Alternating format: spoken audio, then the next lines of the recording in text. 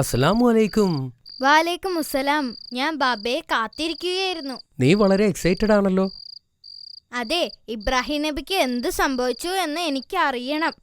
ആളുകൾ അദ്ദേഹത്തെ തീയിലോട്ട് എറിഞ്ഞോ? പെട്ടെന്ന് പറയുമോ? ശരി ശരി, അതിന്റെ ബാക്കി കഥ ഇപ്പോൾ തന്നെ നിനക്ക് ഞാൻ പറഞ്ഞു തരാം. മോൻ ശ്രദ്ധിച്ചു കേൾക്കണം. ബിസ്മില്ലാഹിർ റഹ്മാനിർ റഹീം.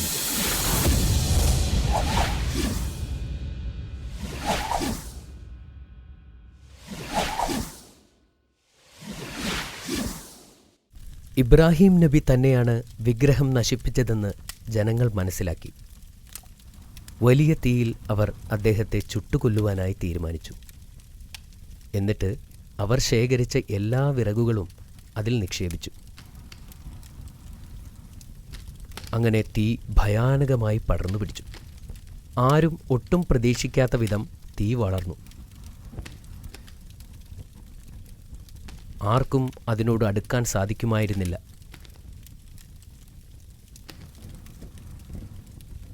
പക്ഷികൾ പോലും അതിനു മുകളിൽ പറക്കാൻ കഴിയാത്ത അത്ര ഉയരം. ബാബിലോണിലെ ഈ വലിയ തീപിടുത്തത്തെക്കുറിച്ച് പലരും കേട്ടു. ഈ പ്രതിഭാസം കാണാൻ അവർ നഗരത്തിലേക്ക് ചെന്നു. അപ്പോൾ ഇബ്രാഹിം നബി അലൈഹിസ്സലാമിൻ്റെ കൈയും കാലും കെട്ടിയിട്ട് ഒരു കവണയിൽ കയറ്റി നിർത്തി അദ്ദേഹത്തെ തീയിലേക്കെറിഞ്ഞു. പെട്ടെന്ന് തന്നെ സ്വർഗത്തിൽ നിന്നും ഒരു ദൂതൻ പ്രവാചകന്റെ മുന്നിൽ പ്രത്യക്ഷപ്പെട്ടു. അദ്ദേഹത്തോട് ചോദിച്ചു, എന്തെങ്കിലും ആഗ്രഹമുണ്ടോ? തന്നെ തീയിൽ നിന്നും രക്ഷിക്കാൻ അദ്ദേഹത്തിന് വേണമെങ്കിൽ അപേക്ഷിക്കാമായിരുന്നു. എന്നാൽ അദ്ദേഹം പറഞ്ഞു, അള്ളാഹു എന്നെ ഇഷ്ടപ്പെടുവാൻ മാത്രമേ ഞാൻ ആഗ്രഹിക്കുന്നുള്ളൂ. പിന്നീട് സംഭവിച്ചത് അത്ഭുതമായിരുന്നു. അദ്ദേഹം തീയിൽ ചെന്ന് വീണപ്പോൾ തണുപ്പാണ് അനുഭവപ്പെട്ടത്. അദ്ദേഹത്തെ കെട്ടിയിട്ടിരുന്ന കയറല്ലാതെ മറ്റൊന്നും കത്തിയില്ല.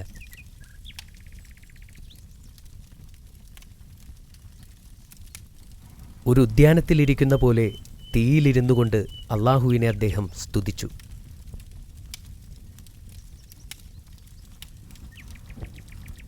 എന്താണ് അവിടെ സംഭവിക്കുന്നതെന്ന് ജനങ്ങൾക്കറിയാൻ സാധിച്ചില്ല. അതിനാൽ അവർ തീ അണയുന്നവരെ കാത്തിരുന്നു. തീ കെട്ടടങ്ങിയപ്പോൾ പ്രവാചകൻ ഒരു പോറൽ പോലും ഏൽക്കാതെ ആ തീയിൽ നിന്നും പുറത്തു വന്നു. അത് കണ്ടപ്പോൾ അത്ഭുതത്തോടെ അവർ പ്രവാചകനെ നോക്കി നിന്നു. ഇത് ശരിക്കും അത്ഭുതമാണ്. ഇബ്രാഹീമിൻ്റെ ദൈവം സത്യം തന്നെയാണ്, ജനങ്ങളിൽ ചിലർ പറഞ്ഞു. എങ്കിലും ഭൂരിഭാഗം ആളുകളും വിഗ്രഹങ്ങൾ നശിപ്പിച്ചതിനാൽ നബിയോട് ദേഷ്യത്തിൽ തന്നെ ആയിരുന്നു. അവർ അദ്ദേഹത്തെ നമ്രൂദ് രാജാവിൻ്റെ സദസ്സിലേക്ക് പിടിച്ചുകൊണ്ടുപോയി. അദ്ദേഹത്തിൻ്റെ കൈകാലുകൾ ബന്ധിച്ച നിലയിലാണ് കൊട്ടാരത്തിലെത്തിച്ചത്. നമ്രൂദ് രാജാവ് പ്രവാചകനോട് ചോദിച്ചു, ഞങ്ങൾ ആരാധിക്കുന്ന വിഗ്രഹങ്ങളെ നശിപ്പിച്ചതെന്തിന്? പ്രവാചകൻ പറഞ്ഞു, അവർ ദൈവമല്ല, വെറും കൽപ്രതിമകളാണ്.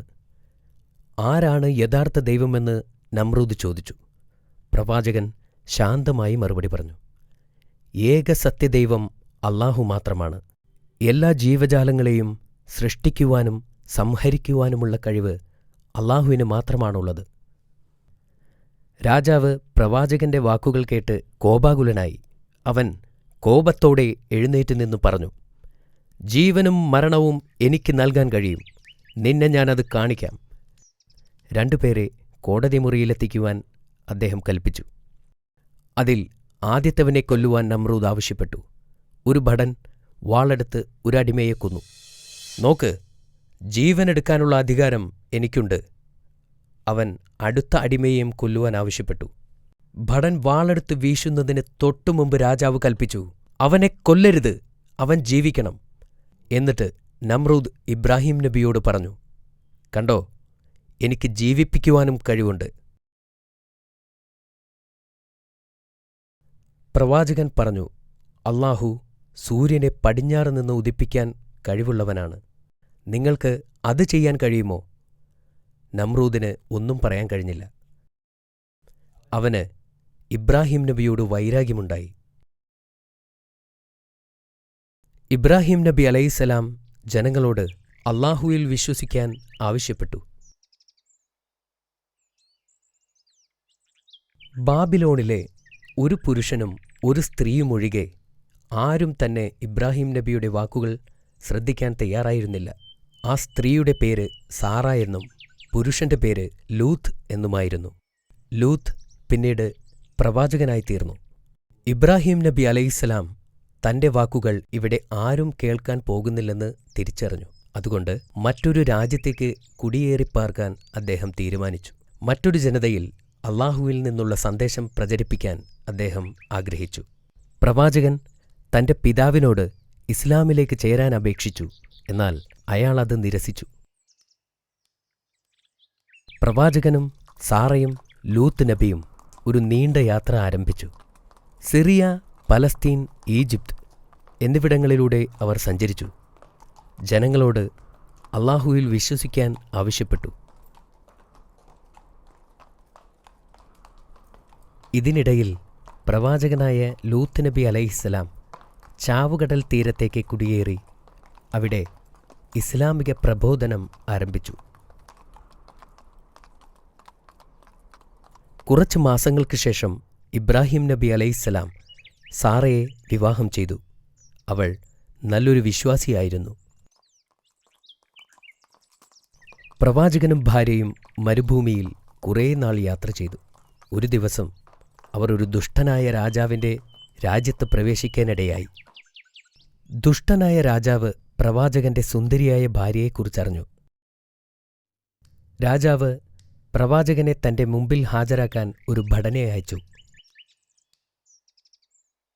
രാജാവിന്റെ മുമ്പിൽ പ്രവാചകനെ കൊണ്ടുവന്നു. നിങ്ങളുടെ കൂടെയുള്ള സ്ത്രീ ആരാണ്? രാജാവ് ചോദിച്ചു. പ്രവാചകൻ തന്റെ സഹോദരിയാണെന്ന് മറുപടി പറഞ്ഞു. സാറയെ രാജസദസ്സിൽ കൊണ്ടുവരാൻ ദുഷ്ടനായ രാജാവ് പ്രവാചകനോട് കൽപ്പിച്ചു. അവരെ പരിചയപ്പെടാൻ തനിക്ക് ആഗ്രഹമുണ്ടെന്ന് രാജാവ് പറഞ്ഞു. പ്രവാചകൻ തന്റെ ഭാര്യയോട് പോയി പറഞ്ഞു, രാജാവ് നിന്നെ കാണാൻ ആവശ്യപ്പെട്ടിട്ടുണ്ട്. എന്നാൽ അവിടെ ചെല്ലുമ്പോൾ നീ എന്റെ ഭാര്യയാണെന്ന് പറയരുത്. നീ എന്റെ സഹോദരിയാണെന്നാണ് ഞാൻ പറഞ്ഞിട്ടുള്ളത്. സാറ രാജാവിന്റെ അടുക്കലെത്തിയപ്പോൾ രാജാവ് അവളുടെ സൗന്ദര്യം കണ്ട് മതിമറന്നു. അദ്ദേഹം സാറയെ പിടിക്കാനായി ശ്രമിച്ചു. എന്നാൽ സാറയുടെ അടുത്തെത്തിയതും രാജാവിന്റെ കൈ അനക്കാൻ സാധിച്ചില്ല. ദുഷ്ടനായ രാജാവ് ഭയപ്പെട്ടു. അവൻ അപേക്ഷിച്ചു, നിങ്ങൾ എനിക്ക് വേണ്ടി അള്ളാഹുവിനോട് പ്രാർത്ഥിക്കുക. ഞാൻ ഒരിക്കലും ഒരു ദ്രോഹവും വരുത്തുകയില്ല. സാറ അള്ളാഹുവിനോട് പ്രാർത്ഥിച്ചപ്പോൾ ആ ദുഷ്ടനായ രാജാവിന്റെ കൈകൾ സുഖം പ്രാപിച്ചു. പക്ഷേ വീണ്ടും സാറയെ കയറിപ്പിടിക്കാൻ രാജാവ് മുതിർന്നു. അവന്റെ കൈകൾ വീണ്ടും അനങ്ങാതെയായി. ദുഷ്ടനായ രാജാവ് വീണ്ടും സാറയോട് അപേക്ഷിച്ചു, വീണ്ടും അള്ളാഹുവിനോട് പ്രാർത്ഥിക്കാൻ. സാറ അള്ളാഹുവിനോട് പ്രാർത്ഥിച്ചപ്പോൾ ആ ദുഷ്ടനായ രാജാവിന്റെ കൈകൾ സുഖം പ്രാപിച്ചു. സാറ ഒരു സാധാരണ സ്ത്രീയല്ലെന്ന് രാജാവ് തിരിച്ചറിഞ്ഞു. അങ്ങനെ അവൻ സാറയ്ക്കൊരു സമ്മാനം നൽകി. അവൻ തന്റെ ദാസിമാരിൽ ഹാജറ എന്നു പേരുള്ള ഒരു അടിമയെ സാറയ്ക്ക് നൽകി. അതിനുശേഷം അവളെ വീട്ടിലേക്ക് അയച്ചു. സാറ തിരിച്ചു വന്നപ്പോൾ ഇബ്രാഹിം നബി കാര്യങ്ങൾ അന്വേഷിച്ചു. ആ ദുഷ്ടനായ രാജാവിനെ അള്ളാഹു ഒരു പാഠം പഠിപ്പിച്ചു. അവനെക്കൊണ്ട് അവന്റെ ദാസിയെ എനിക്ക് സമ്മാനമായി നൽകിച്ചു. വർഷങ്ങൾ കഴിഞ്ഞു. ഇബ്രാഹിം നബിയുടെ മുടി നരച്ചു തുടങ്ങി. അപ്പോഴും ഇബ്രാഹിം നബി ആളുകളെ ഇസ്ലാമിലേക്ക് ക്ഷണിച്ചുകൊണ്ടേയിരുന്നു. സാറയ്ക്കും പ്രായമായി. ഇനി തനിക്കൊരു കുഞ്ഞിന് ജന്മം നൽകാൻ സാധിക്കില്ലെന്ന് അവൾക്ക് മനസ്സിലായി. അതുകൊണ്ടുതന്നെ അടിമയായ ഹാജറയെ വിവാഹം കഴിക്കാൻ സാറ ഇബ്രാഹിം നബിയോട് ആവശ്യപ്പെട്ടു. അവൾക്ക് ഒരു നല്ല കുഞ്ഞിനെ നൽകി അനുഗ്രഹിക്കുവാൻ അള്ളാഹുവിനോട് പ്രാർത്ഥിക്കുകയും ചെയ്തു. മാസങ്ങൾക്ക് ശേഷം ഹാജറ ഒരു ആൺകുഞ്ഞിന് ജന്മം നൽകി. അവന് ഇസ്മായിൽ എന്നു പേരിട്ടു. കാലങ്ങൾ ഒരുപാട് കടന്നുപോയി. ഒരിക്കൽ ഇബ്രാഹിം നബി ഞെട്ടി ഉണർന്നു. അള്ളാഹുവിനു വേണ്ടി എന്തോ ചെയ്യേണ്ടതായി ഉണ്ടെന്ന് അദ്ദേഹത്തിന് തോന്നി. അദ്ദേഹം ഹാജറയുടെ അടുത്തു ചെന്ന് പറഞ്ഞു, ഒരു യാത്ര പോകേണ്ടതുണ്ട്. ഇസ്മായിലിനെയും കൂട്ടി തയ്യാറായി നിൽക്കൂ. ഇബ്രാഹിം നബിയും ഭാര്യയും കുട്ടിയായ ഇസ്മായിലും ഒരു ദൂരയാത്രയ്ക്ക് പുറപ്പെട്ടു. ഒരുപാട് ദിവസം അവർ സഞ്ചരിച്ചു. ഒടുവിൽ ഒരു വരണ്ട മരുഭൂമിയായ മർവ പർവ്വതത്തിൻ്റെ താഴ്വാരത്തെത്തി. അവിടെ പഴങ്ങളോ മരങ്ങളോ ഭക്ഷണമോ വെള്ളമോ ഇല്ലായിരുന്നു. ജീവന്റെ ഒരു അടയാളം പോലുമില്ലാത്ത ഒരു താഴ്വരയായിരുന്നു അത്. അവിടെ വച്ച് ഇബ്രാഹിം നബി തൻ്റെ ഭാര്യയെയും കുട്ടിയെയും ഉപേക്ഷിച്ച് തിരിച്ചു നടക്കാൻ തുടങ്ങി.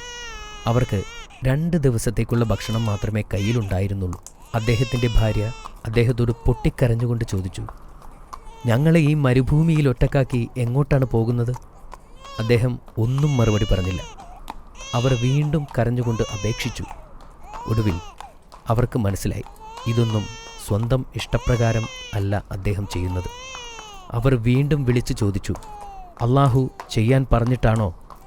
അദ്ദേഹം തല കുലുക്കുക മാത്രം ചെയ്തു. എന്നിട്ട് നടന്നകന്നു. അദ്ദേഹത്തിൻ്റെ ഭാര്യ പറഞ്ഞു, ഞങ്ങൾക്ക് ഭയമില്ല, അള്ളാഹു ഞങ്ങളെ സംരക്ഷിക്കും.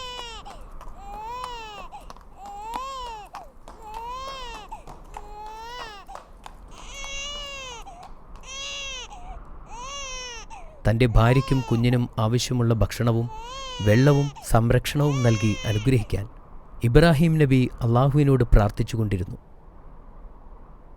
ഹാജറയും കുഞ്ഞ് ഇസ്മായിലും ആ മരുഭൂമിയിൽ ഒറ്റപ്പെട്ടു.